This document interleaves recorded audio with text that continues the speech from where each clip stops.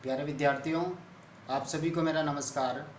मैं डॉक्टर नेमीचंद कुमावत, सहायक आचार्य हिंदी विषय, राजकीय महाविद्यालय की आपकी इस बीए पार्ट थर्ड विषय हिंदी साहित्य के प्रथम प्रश्न पत्र की इस ऑनलाइन कक्षा में मैं आप सभी का हार्दिक अभिनंदन और स्वागत करता हूं। प्यारे विद्यार्थियों, आज हम बात करेंगे नई कविता के प्रमुख कवि और काव्य प्रवृत्तियों पर। इससे पूर्व की ऑनलाइन कक्षाओं में हमने बात की है भारतेंदु युग, द्विवेदी युग, छायावाद, प्रगतिवाद, प्रयोगवाद के प्रमुख कवियों का संक्षिप्त परिचय, इन काव्य धाराओं की प्रमुख पृष्ठभूमि और इन काव्य धाराओं की प्रमुख काव्य प्रवृत्तियाँ यानी लक्षणों पर विस्तार से हमने अध्ययन किया है। एक बार इन सभी काव्य धाराएँ यानी भारतेंदु युग, द्विवेदी युग, छायावाद, प्रगतिवाद, प्रयोगवाद, नई कविता, साठोत्तरी कविता, इन सभी से मिलाकर के जो आपका पाठ्यक्रम है वो एक 12 अंकों का प्रश्न आएगा अथवा में आएगा और उनमें से एक आपको करना है।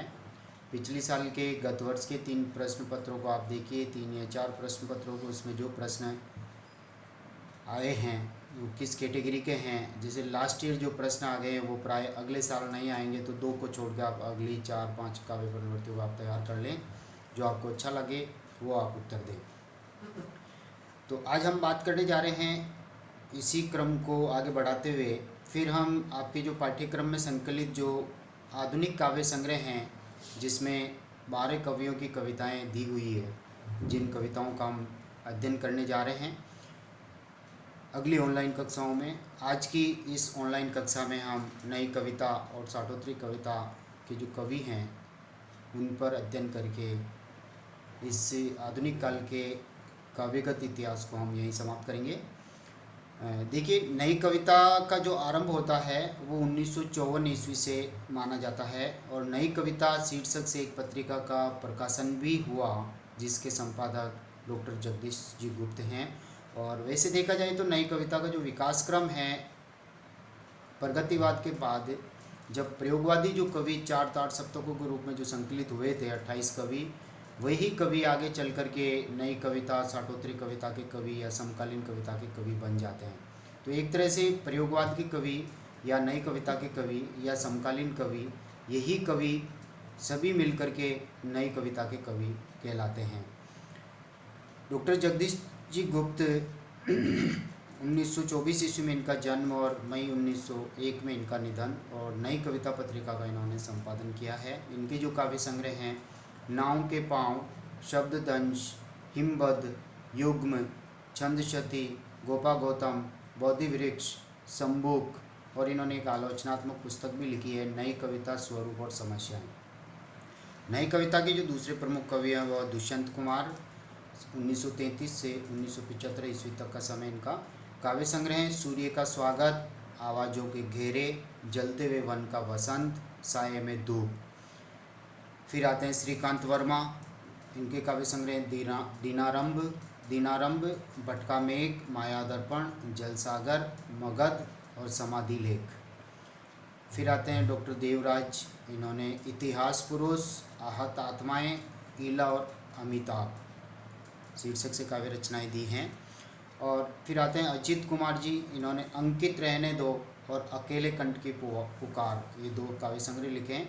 इसके बाद में राजकमल चौधरी जी, ये महत्वपूर्ण काव्य संग्रह, इनका मुक्ति प्रसंग, इससे ये बहुत चर्चित हुए हैं। लक्ष्मीकांत वर्मा, इनके काव्य संग्रह अतुकांत और तीसरा पक्ष। फिर आते हैं रामदरस मिश्र जी, बेरंग बेनाम चिट्ठियाँ, पक गई है धूप, कंधे पर सूरज, दिन एक नदी बन गया, जैसे काव्य संग्रह इन्होंने लिखे हैं। डॉक्टर रणजीत जी, इन्होंने इतिहास का दर्द, जुलसा व रक्त कमल, और एक संपादित इनकी पुस्तक है प्रगतिशील कविता के मील के पत्थर। फिर आते हैं धूमिल कवि, इनके भी काव्य संग्रह बहुत चर्चित हैं और इनका मूल नाम सुदामा पांडे, इनका जन्म 1936, निधन 1975। इनकी जो काव्य संग्रह है वो देखिए, संसद से सड़क तक, पूरी राजनीति से लेकर के आम आदमी तक इन्होंने बहुत ही व्यंग्य और कटाक्ष के साथ हकीकत को उजागर किया है।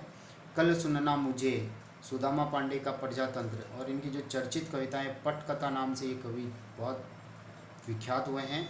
मोचीराम, इनकी बहुत ही अच्छी कविता है। प्रौढ़ शिक्षा, नक्सलबाड़ी, रोटी और संसद जैसी कविताएं भी इनकी बहुत उत्तम कोटि की हैं। फिर है लीलाधर जगूड़ी, नाटक जारी है, रात अब भी मौजूद है, बची हुई पृथ्वी जैसे इन्होंने जैसे काव्य संग्रह इन्होंने हिंदी साहित्य को दिए हैं। इनकी प्रसिद्ध कविता इस व्यवस्था में। अगले कवि हैं चंद्रकांत देवताले, दीवारों पर खून से लकड़बग्गा हंस रहा है रोशनी के मैदान की तरफ, इनके काव्य संग्रह हैं। फिर है नरेंद्र मोहन जी, इस हादसे में सामना होने पर एक अग्निकांड जगह बदलता है और कहीं भी खत्म कविता नहीं होती विचार और लहू के बीच। ये दोनों इनकी संपादित पुस्तक के अंतिम और 3 इनके काव्य संग्रह। फिर हैं विजेंद्र कवि, त्रास, ये आकृतियाँ तुम्हारी, चेत की लाल टहनी जैसे काव्य संग्रह इनके हैं।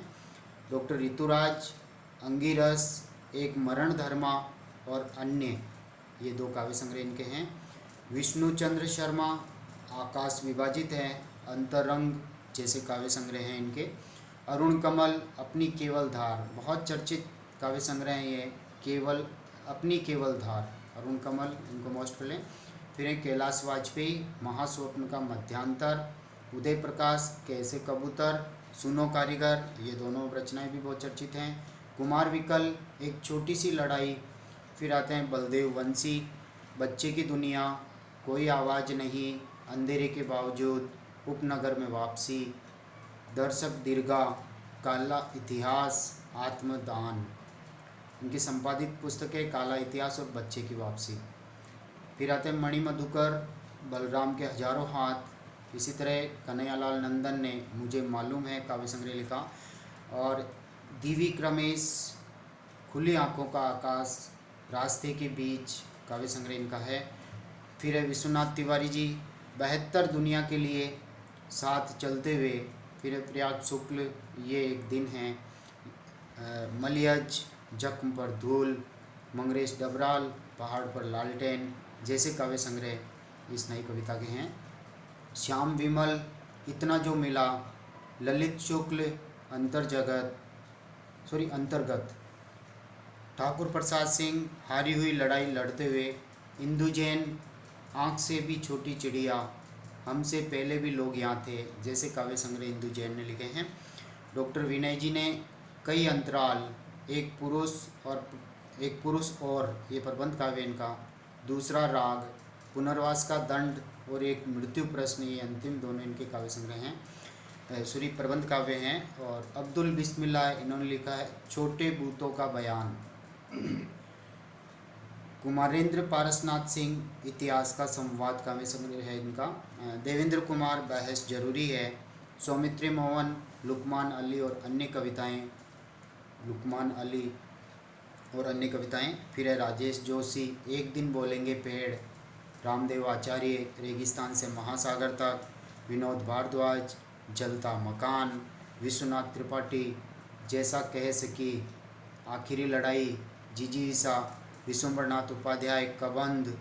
वेणुगोपाल, हवाएं चुप नहीं रहती। श्री राम वर्मा, कालपात्र। स्नेहमयी चौधरी, पूरा गलत पाठ, अपने खिलाफ। सोमदत्त, किस्से अरबों हैं।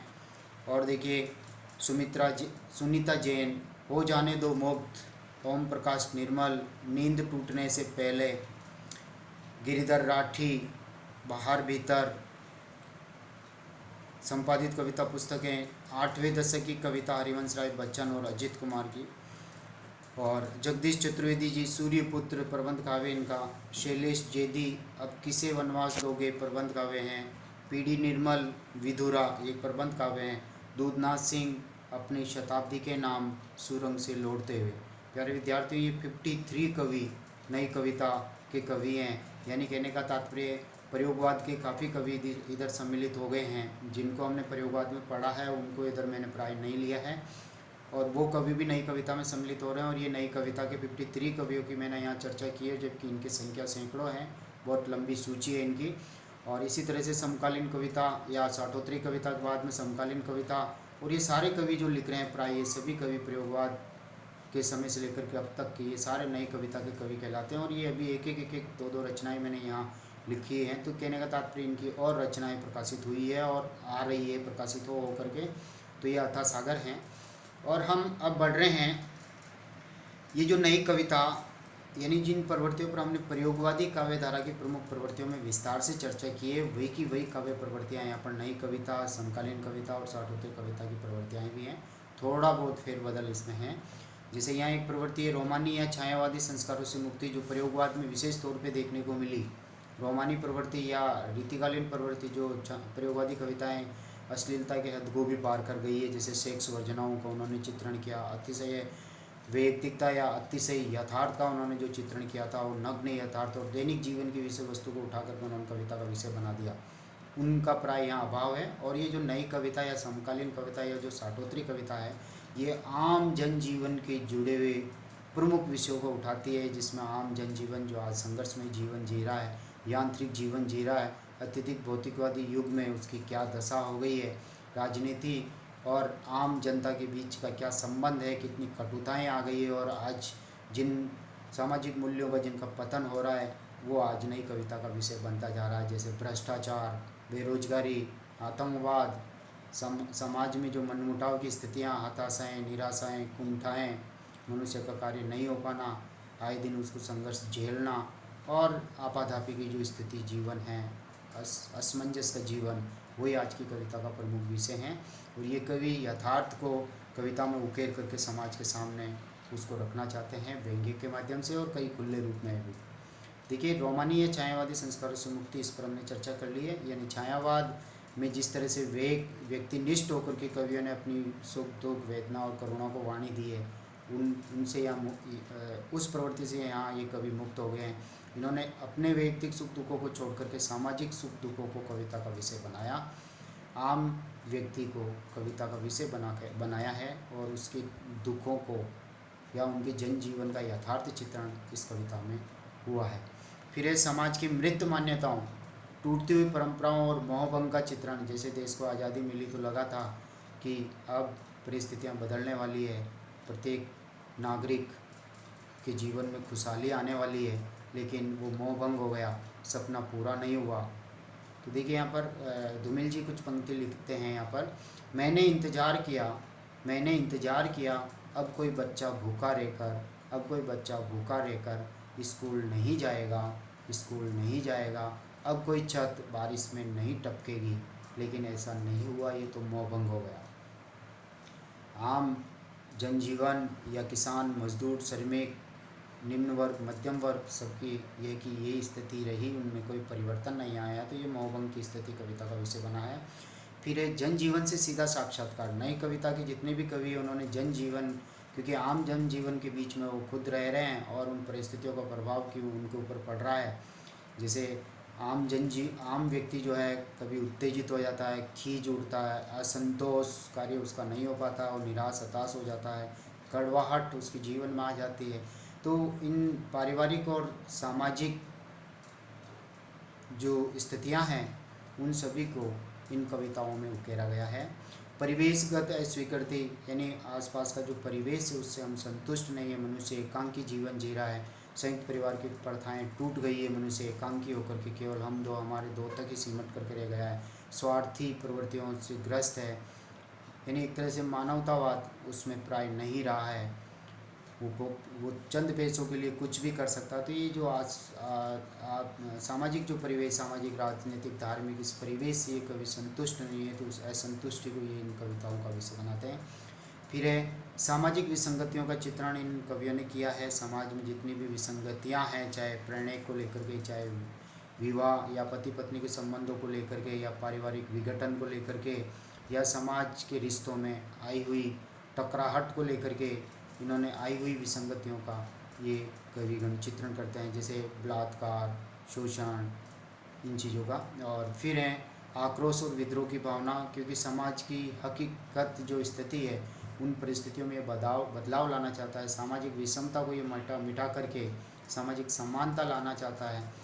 तो ये कवि एक तरह से समाज की हकीकत जो है उसके प्रति आक्रोश और विद्रोह की भावना व्यक्त करते हैं, क्रांतिकारी बदलाव ये लाना चाहते हैं, निष्क्रियता, विडंबना, जड़ता को ये तोड़ करके उनमें परिवर्तन लाना चाहते हैं। अगली प्रवृत्ति है स्वार्थपरकता। स्वार्थों में लोग अंधे हो गए हैं। भ्रष्टाचार, ऊपर से लेकर के नीचे तक भ्रष्टाचारों में सब व्यक्ति लीन हैं। इस भ्रष्टाचार की प्रवृत्ति ने एक तरह से देश को खोखला कर दिया है। आपाधापी लोग अपराधों में लीन हैं।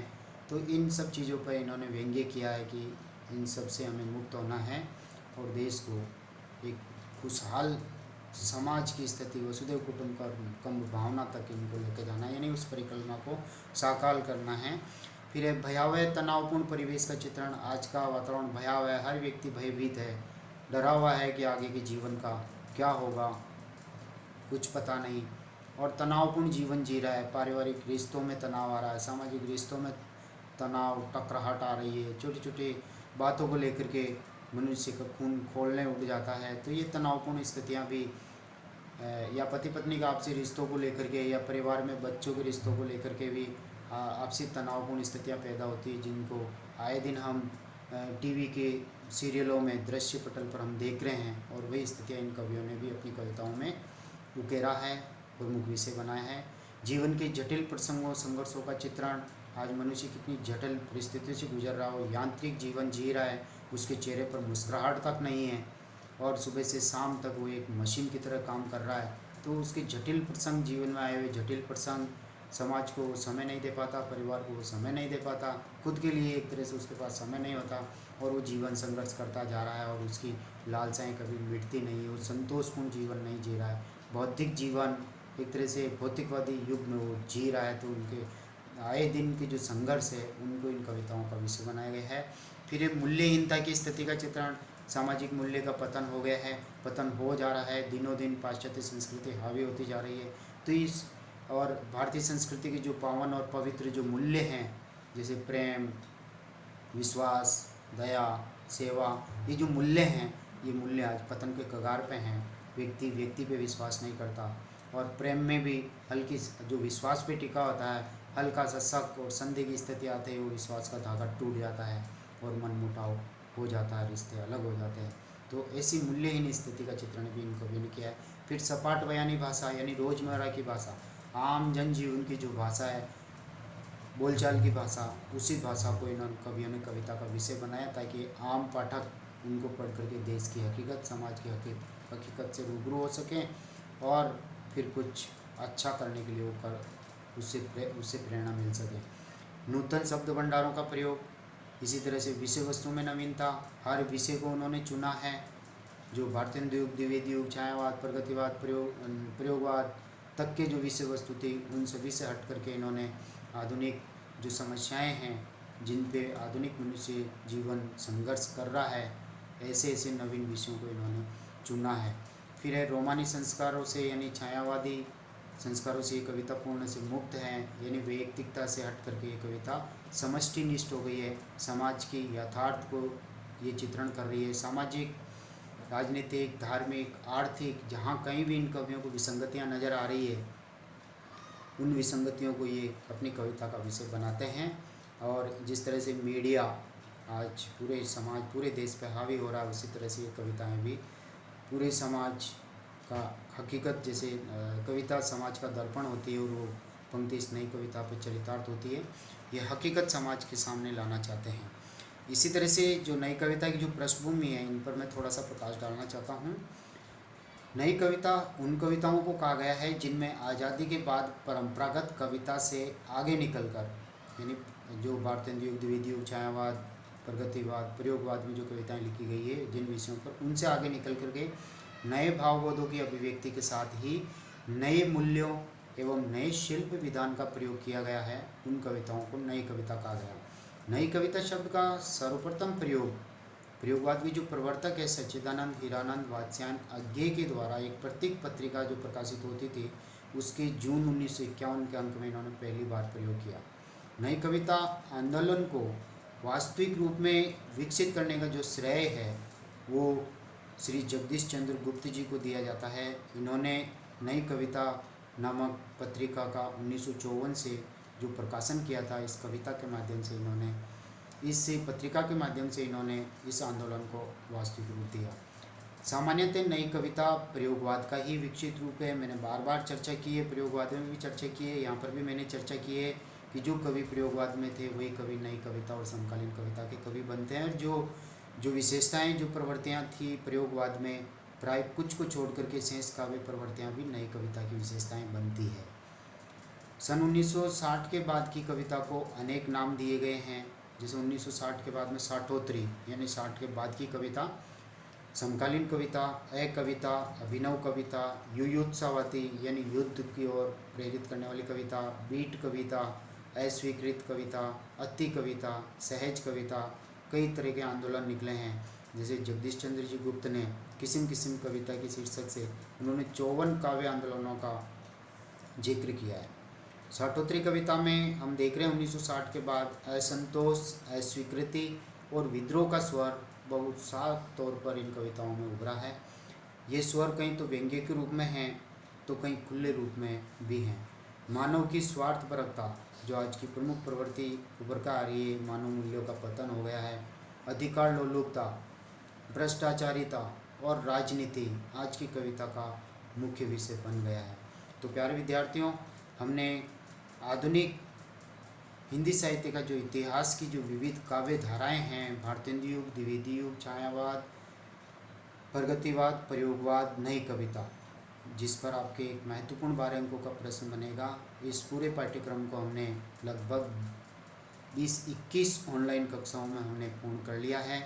और अब हम आपकी जो प्रथम प्रश्न पत्र में जो पाठ्य पुस्तक जो चल रही है वो है आधुनिक काव्य संग्रह, जिसमें 10-12 कवियों की कविताएं, किसी कवि की 2, किसी कवि की 3 कविताएं संकलित हैं।